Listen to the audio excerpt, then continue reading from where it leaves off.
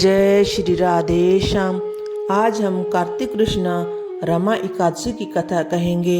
युधिष्ठिर कहने लगे, हे भगवान, कार्तिक कृष्ण एकादशी का क्या नाम है और इसकी क्या विधि है?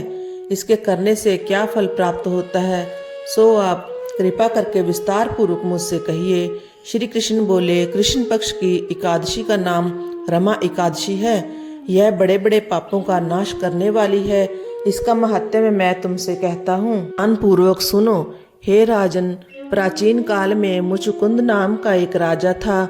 उसकी इंद्र के साथ मित्रता थी और साथ ही यम, कुबेर, वरुण तथा विभीषण के साथ भी मित्रता थी। वह राजा बड़ा धर्मात्मा, विष्णु भक्त और न्याय के साथ राज करता था। उस राजा की एक कन्या थी जिसका नाम चंद्रभागा था। उस कन्या का विवाह चंद्रसेन के पुत्र शोभन के साथ हुआ था। एक समय वह शोभन ससुर के घर आया। उन्हीं दिनों जल्दी ही पुण्यदायिनी रमा एकादशी भी आने वाली थी। जब व्रत का दिन समीप आया तो चंद्रभागा को अत्यंत सोच उत्पन्न हुआ कि मेरे पति बहुत दुर्बल हैं और मेरे पिता की आज्ञा अति कठोर है। दसवीं को राजा ने ढोल बजवाकर सारे राज्य में यह घोषणा करवा दी कि एकादशी को भोजन नहीं करना चाहिए। ढोल की घोषणा सुनते ही शोभन को अत्यंत चिंता हुई और अपनी पत्नी से कहा, हे प्रिय, अब क्या करना चाहिए? मैं तो किसी प्रकार भी भूख सहन नहीं कर सकूंगा।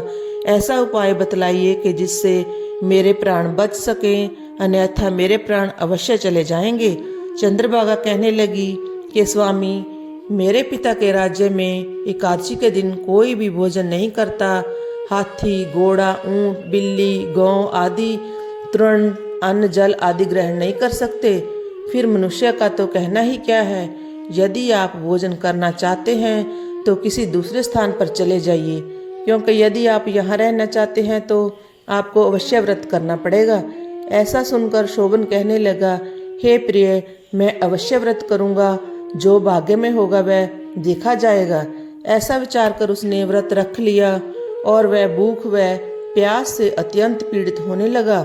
जब सूर्य नारायण अस्त हो गए और रात्रि को जागरण का समय आया, जो वैष्णवों को अत्यंत हर्ष देने वाला था, परंतु शोभन को अत्यंत दुखदायी हुआ।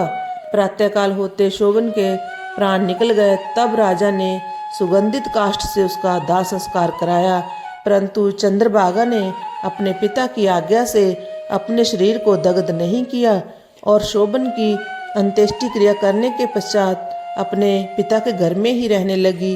रमा एकादशी के प्रभाव से शोभन को मंदराचल पर्वत पर धन धान्य से युक्त तथा शत्रुओं से रहित एक सुंदर दैवपुर प्राप्त हुआ। वह अत्यंत सुंदर और रतन और वैदुर्य मणि जड़ित स्वर्ण के खंभों पर निर्मित अनेक प्रकार की स्फटिक मणि से सुशोभित भवन में बहुमूल्य वस्त्राभूषणों तथा छत्र व चंवर से विभूषित गंधर्व और अप्सराओं से सुशोभित सिंहासन पर आरूढ़ ऐसा लगता था मानो दूसरा इंद्र विराजमान हो। एक समय मुचकुंद के नगर में रहने वाला सोम शर्मा नाम का ब्राह्मण तीर्थ यात्रा करता हुआ घूमता घूमता उधर जा निकला और उसने शोभन को पहचान कर कि यह तो राजा का जमाई शोभन है, उसके निकट गया। शोभन भी उसको पहचान कर अपने आसन से उठकर उसके पास आया और प्रणाम आदि करके कुशल प्रश्न किया। ब्राह्मण ने कहा कि राजा, मुचकुंद और आपकी पत्नी चंद्रभागा कुशल से हैं। नगर में भी सब प्रकार कुशल है, परंतु हे राजन, हमको अत्यंत आश्चर्य हो रहा है। आप अपना वृत्तांत कहिए कि ऐसा सुंदर नगर जो ना कभी देखा ना सुना, आपको किस प्रकार प्राप्त हुआ? तब शोभन बोला कि कार्तिक कृष्ण रमा एकादशी का व्रत करने से मुझे यह नगर प्राप्त हुआ है, परंतु यह अस्थिर है। यह स्थिर हो जाए ऐसा उपाय कीजिए। ब्राह्मण कहने लगा, हे राजन, यह स्थिर क्यों नहीं है और कैसे स्थिर हो सकता है, यह आप बताइए, फिर मैं अवश्य में वह उपाय करूँगा। शोभन कहने लगा कि मैंने इस व्रत को श्रद्धा रहित होकर किया है, अतः यह सब कुछ अस्थिर है। यदि आप मुचकुंद की कन्या चंद्रभागा को यह सब वृत्तांत कहें तो यह स्थिर हो सकता है। ऐसा सुनकर उस श्रेष्ठ ब्राह्मण ने अपने नगर में लौटकर चंद्रभागा से सब वृतांत कहा। ब्राह्मण के वचन सुनकर चंद्रभागा बड़ी प्रसन्नता के साथ ब्राह्मण से कहने लगी कि हे ब्राह्मण, यह सब बातें आपने प्रत्यक्ष में देखी हैं या स्वप्न की बात कर रहे हैं।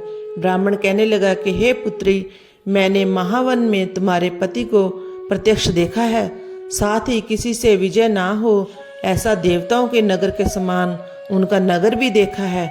उन्होंने यह भी कहा है कि यह स्थिर नहीं है, जिस प्रकार वह स्थिर रह सके सो उपाय करना चाहिए।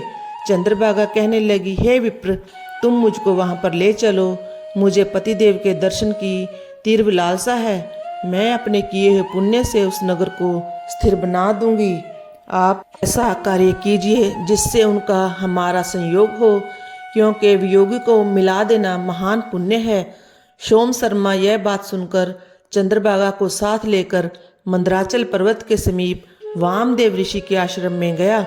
वामदेव ऋषि ने उनकी बात सुनकर वेद मंत्रों के उच्चारण से चंद्रभागा का अभिषेक किया। तब ऋषि के मंत्र के प्रभाव और एकादशी के व्रत से चंद्रभागा का शरीर दिव्य हो गया और वह दिव्य गति को प्राप्त हुई। इसके बाद वह बड़ी प्रसन्नता के साथ अपने पति के पास गई। अपनी प्रिय पत्नी को आते देखकर शोभन अत्यंत प्रसन्न हुआ और उसको बुलाकर अपनी बाईं तरफ बिठाया। चंद्रभागा कहने लगी कि हे प्राणनाथ, आप मेरे पुण्य को ग्रहण कीजिए। अपने पिता के घर में जब मैं 8 वर्ष की थी तब से विधि पूर्वक एकादशी के व्रत को श्रद्धा पूर्वक करती आ रही हूँ। इस पुण्य के प्रताप से आपका यह नगर स्थिर हो जाएगा तथा समस्त कार्य पूर्ण होकर प्रलय काल के अंत तक रहेगा। इस प्रकार चंद्रभागा दिव्य रूप धारण कर तथा दिव्य आभूषणों और वस्त्रों से सुसज्जित होकर अपने पति के साथ रहने लगी। हे राजन, यह मैंने रमा एकादशी का महत्व में कहा है। जो मनुष्य इस व्रत को करते हैं उनके ब्रह्म हत्यादि समस्त पाप नष्ट हो जाते हैं। कृष्ण पक्ष और शुक्ल पक्ष दोनों की एकादशी समान है, इनमें कोई भेदभाव नहीं है। जो दोनों को पढ़ते अथवा सुनते हैं वे समस्त पापों से छूटकर विष्णु लोक को प्राप्त होते हैं। इस प्रकार एकादशी महात्म्य का 23वां अध्याय समाप्त हुआ। जय जय श्री राधे श्याम। बोलो एकादशी मैया की।